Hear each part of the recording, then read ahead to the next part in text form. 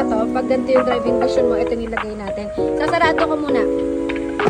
Hello mga Toyota Suki. So it's another day, another release. So dyan, pinapapili natin si client kung ano yung perfect shade para sa kanya. So yung napili niya ay medium. So this is the day ng releasing and ayan, papasok na sila Mami and si Ma'am Cindy. So let's welcome them. Afternoon po. Hi po. Kaway po. Video daw po. Thank you sa aking ka-team na si Danica sa pagbukas ng door and pag-welcome sa aking valued customer.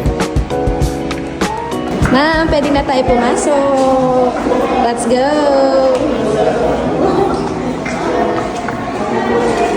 So dito, sinamahan natin ng ating customer sa pagbabayad sa cashier since wala silang time to deposit and hawak na nila yung cash.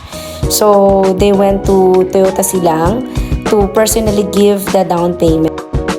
Ayan. Ayan, sir, ay May 26. Sa Makati dapat kasi talaga yung office ni TFS. Pero sa dealer naman na nagpipirmahan dahil since dito rin naman kinukuha yung unit. So, Toyota Financial Services Philippines Corp. Ito yung So dito, ang ginagawa natin, ine-explain natin maigi kay client yung contract na pinipirmahan niya. Kasi everything should be explained, elaborated to the client para wala tayong mga di pagkakaunawaan sa after sales. So, bago pirmahan nila sir and ma'am, so pinabasa ko muna sila yung contract. While they were reading, I am explaining or summarizing the contract para kapag kapirma nila na naiintindihan nila, definitely yung pinipirmahan nila. Ay, pala, binidyo natin ng kausap natin si ate para yung ano ba sir, filming na kahit nasa abroad. Kahit nasa abroad, diba sir, pwedeng kumuha na sa sa pamamagitan ng bayaw. Okay, ito. Bali, ito po yung insurance natin, Toyota Insure. Ibig sabihin, ito yung mga affiliated natin, sir. Yung first year free, the following year. So after nila mag-sign, naka-route na rin ako dyan. Ina-explain ko naman sa kanila yung mga warranty, insurance, after sales, and everything. So lahat ng mga requirements kapag magkiklaim sa insurance. So we need to explicate dyan kasi yan yung mga critical or mga pinaka-importante na dapat nilang malaman. Kasi dito sa Pilipinas, kahit gaano tayo kaingat mag-drive, maraming kamote talaga. Bago ko nga pala makalimutan, i-congratulate natin and pasalamatan si Ma'am Queen na nasa abroad ngayon and kanyang family. So, siya yung mother ni Marcus na yung talagang may-ari na tong sasakyan.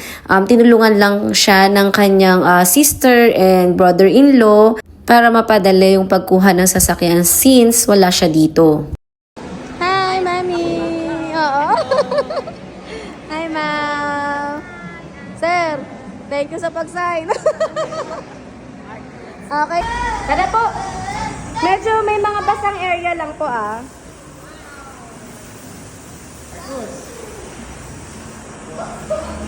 So, parang super excited na dyan si Marcus kasi si Marcus yung gagamit nito and this is a vehicle na regalo sa kanya ng kanyang mami na nasa abroad sa tulong ng kanyang tito at tita sa pagko-comply dun sa mga needed natin. So, dyan nagsisimula na akong mag-demo. Sinimulan ko dyan sa likodan para makita nila yung mga inclusions ng package and kung paano i-operate yung sasakyan. So, yan, tinry ni Marcus. Dyan sa may trunk, makikita natin dun sa likodan yan yung mga tools, kung sa nakalagay yung mga tools, mga jack. So, ang kagandahan kay Veloz, very organized siya kasi tignan mo naman, may sariling lalagyanan sa likodan. Bakit po kaya Toyota Veloz yung in-avail natin na sasakyan? So, dyan tapos na tayong mag-demo and everything. So, interviewin na natin sila. Ano ba yan, Mami? Isang Veloz pa dito kay Mami. Alam mo lahat eh. Kahit nakabigat.